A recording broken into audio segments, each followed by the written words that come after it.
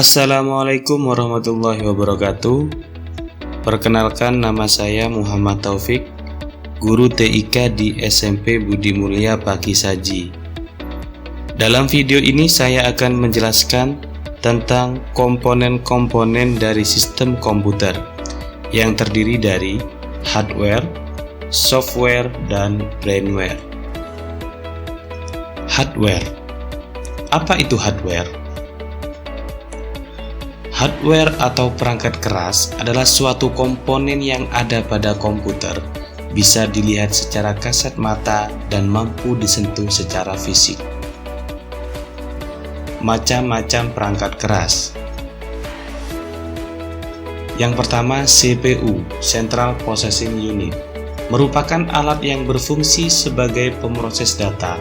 CPU berisi rangkaian sirkuit yang menyimpan instruksi-instruksi pemrosesan dan penyimpanan data. Yang kedua, monitor, merupakan alat yang mampu menampilkan teks maupun gambar dari data yang sedang diproses dalam CPU. Dan yang ketiga adalah keyboard. Keyboard merupakan alat untuk memasukkan data maupun perintah ke CPU. Biasanya terdiri atas rangkaian huruf, angka, dan tombol fungsi lainnya. Selanjutnya ada mouse. Mouse merupakan alat bantu untuk memberikan perintah dalam memproses data atau mengedit data. Yang kelima, printer. Printer merupakan alat yang memproduksi keluaran data berbentuk cetak berupa teks maupun gambar atau grafik. Dan yang keenam, itu ada CD-ROM, alat tambahan yang mampu menyimpan dan menuliskan data dan program melalui media CD. Alat ini didesain mampu menuliskan dan membaca data atau program melalui sistem optik. Dan yang ketujuh ada floppy disk. Floppy disk merupakan alat tambahan untuk menyimpan atau menuliskan ke dalam disket maupun sebaliknya. Yang kedelapan ada compact disk atau CD, media penyimpanan yang terbuat dari bahan plastik. Proses penyimpanan dan pembacaan data menggunakan sistem optik. Yang kesembilan ada hard disk. Hard disk merupakan alat tambahan untuk menyimpan data dalam kapasitas besar yang dilapisi secara magnetis. Dan yang ke-10, scanner. Scanner merupakan alat bantu untuk memasukkan data berupa gambar atau grafik dan mengubahnya ke dalam bentuk digital. Selanjutnya, software. Apa itu software? Software atau perangkat lunak adalah kumpulan data elektronik yang disimpan dan diatur oleh komputer. Data elektronik yang disimpan komputer bisa berupa program yang berguna untuk menjalankan suatu perintah. Macam-macam software atau perangkat lunak. Yang pertama, pengolahan kata. Berfungsi untuk melakukan pengolahan kata, yaitu pekerjaan yang berhubungan dengan naskah dan berbagai macam administrasi surat menyurat. Contohnya seperti WordStat, Microsoft Word, WordPerfect.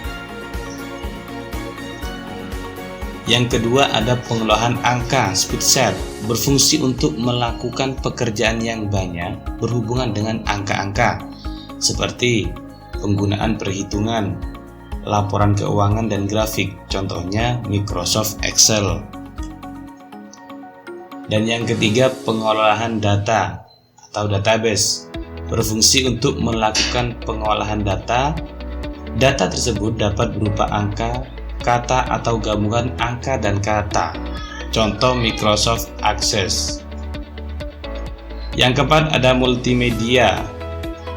Contoh aplikasi multimedia adalah Winamp Audio Pro untuk memutar musik berformat MP3 atau CD audio, kemudian Real Player atau Jack Audio. Dan yang kelima ada komunikasi dan internet.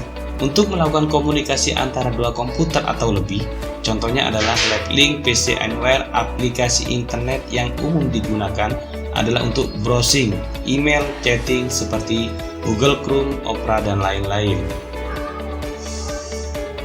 Dan yang keenam, pendidikan dan game.